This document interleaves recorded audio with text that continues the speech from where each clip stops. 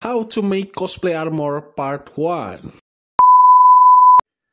Untuk bahan utama yang aku pakai dalam pembuatan cosplay karakter berarmor seperti Kamen Rider, Batman, Garo, ataupun karakter berarmor lainnya yang pernah aku bikin, aku pakai EVA foam atau orang biasa menyebutnya busa hati. Kenapa harus busa hati? Kenapa nggak bahan lain aja? Sebenarnya ada beberapa opsi bahan lain yang biasa orang pakai dalam pembuatan kostum berarmor. Cuman untuk di negara Indonesia sendiri, bahan yang terbilang murah dan paling mudah didapat adalah EVA foam. Dan kalau teman-teman mau tahu di mana belinya, kalian bisa datang ke toko busa atau ke toko kasur. Biasanya di sana tuh mereka jual EVA foam dengan berbagai macam varian ketebalan dan varian warna. Jadi kita belinya sesuai kebutuhan ya. Misalkan kalian butuhnya ketebalan 5 mm. Ya kalian belinya yang 5 mm aja, nggak usah beli ketebalan yang lain. Dan begitu juga dengan warna. Ada beberapa varian kayak hitam, putih, merah, biru, dan warna lain. Cuman kalau aku pribadi lebih suka pakai yang warna hitam atau putih karena nantinya warna hitam dan putih itu akan lebih mudah ketika kita menggambar pola di atasnya. Jadi kalau busa warna hitam ya aku pakai pulpen warna putih atau silver. Dan kalau busa hatinya atau EVA foamnya warna putih, aku pakainya ya pulpen hitam atau pulpen warna gelap lainnya. Selain EVA foam atau busa hati, ada juga bahan pelengkap yang nggak kalah penting ketika kita membuat kostum berarmor, yaitu lem. Kalau aku pribadi, aku pakai dua jenis lem. Yang pertama adalah lem kuning, yang kedua adalah lem super. Sebenarnya ada beberapa merek yang cukup recommended yang bisa kalian pakai kalau kalian pengen bikin kostum sendiri. Tapi kalau aku pribadi, untuk lem kuning aku pakai lem Fox yang kaleng ya, bukan yang kemasan mini karena level kelengketannya itu beda. Akan jauh lebih lengket kalau kalian pakai yang kemasan kaleng. Dan untuk lem supernya aku pakai lem G. Kalau orang biasanya nyebutnya lem Korea ya.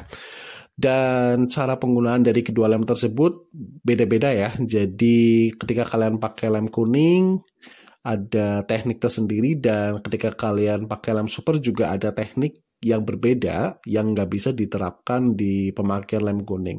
Dan untuk pemakaian kedua lem tersebut nanti aku bikinkan video tersendiri ya karena cukup detail stepnya. Dan untuk pemilihan lem jangan lupa pastikan lem yang kalian beli itu bukan yang KW ya, karena kadang kalau lem KW dia nggak terlalu merekat ke EVA foamnya.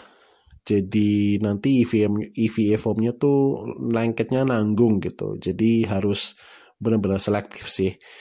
Kalau mau beli biasanya aku ke toko material itu banyak dan bisa dibilang sangat kecil kemungkinan lemnya KW. Jadi bisa dibeli di toko material terdekat. Oke, selanjutnya kita masuk ke alat ya. Alat yang wajib kita punya kalau kita mau bikin kostum armor dari EVA foam adalah alat yang bisa kita pakai buat motong. Yang jelas harus tajam dan juga gak terlalu besar ya tentunya, karena kalau kita pakai alat potong yang terlalu besar kayak gunting rumput itu bakal susah. Ya yang standar-standar aja kayak misalkan pisau cutter, gunting kecil, atau cutter pen kalau kalian punya. Bisa kalian pilih di antara tiga itu. Kalau aku pakainya pisau cutter biasa sih, karena jauh lebih mudah untuk dibeli, lebih murah, dan lebih cocok aja di tanganku sih sebenarnya. Tapi ini subjektif ya. Kadang ada juga orang yang lebih mudah kalau mereka bikinnya pakai gunting. Ada juga yang mereka gak bisa bikin kostum kalau nggak pakai cutter pen. Jadi memang pemilihan alat itu juga sangat subjektif. Nanti kalian bisa explore sendiri ya kalau kalian lagi belajar bikin kostum, mana yang lebih bikin kalian nyaman. Next, finishing. Sebenarnya untuk finishing harus kita jelaskan lebih detail di video yang terpisah ya. Cuman kali ini aku mau jelaskan basicnya aja. Jadi setelah EVA foam terbentuk menjadi sebuah karakter, kita perlu yang namanya finishing, yaitu proses pewarnaan, dan lain-lain. Cuman sebelum kita masuk ke warna, kita wajib melakukan yang namanya proses coating. Proses coating itu sendiri adalah sebuah proses di mana kita melapisi kostum EVA foam kita dengan waterproof. Tujuannya adalah agar pori-pori di EVA foam tertutup dengan rapat. Jadi nanti ketika kita melakukan proses pewarnaan, warna bisa merata gitu. Karena kalau kita semprot catnya langsung ke EVA foam tanpa melalui proses coating, nanti warna nggak akan keluar karena cat tersebut akan masuk ke pori-pori EVA foam tersebut ya. Untuk proses coating sendiri kita bisa pakai berbagai macam waterproof. Kalau aku sih biasanya antara no drop atau aquaproof ya. Atau kalian juga bisa pakai merek lainnya, tergantung mana yang lebih mudah kalian dapat di kota kalian masing-masing. Kalau kalian lebih gampang cari no drop, ya udah pakai no drop aja. Kalaupun adanya aquaproof ya nggak masalah, toh fungsinya juga sama. Yang penting dalam melakukan coating, kalian nggak melakukannya sekali lapis. Jadi minimal kita harus melakukan coating sebanyak 4 atau 5 lapis agar pori-porinya tertutup dengan rapat. Dan setelah pori-pori tertutup rapat, baru deh kita masuk ke proses pengecatan atau pewarnaan. Untuk cat atau warna sendiri kita bisa pilih ya, mau cat semprot ataupun cat akrilik. Menyesuaikan kebutuhan kostum dan karakter yang kita buat. Kalau misalkan karakter yang kita buat kayak Kamen Rider, Iron Man, atau kostum yang bertema robot, yang tekstur kostumnya mulus, kita lebih lebih baik pakai cat semprot.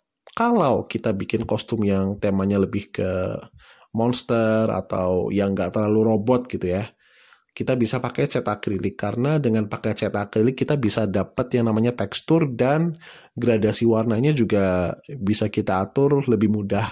Kalau dari pengalamanku sih gitu. Nanti untuk pemakaian catnya kembali lagi ke masing-masing, karena kadang setiap orang punya metode masing-masing dalam pemakaian cat dan dalam melakukan proses finishing tersebut. Oke, itu tadi step by step how to make your cosplay armor part 1. Nanti untuk step selanjutnya akan aku bikin di part 2 ya. Kalau misalkan teman-teman punya pertanyaan ataupun punya kritik dan saran, bisa langsung tinggalkan komentar di bawah ini.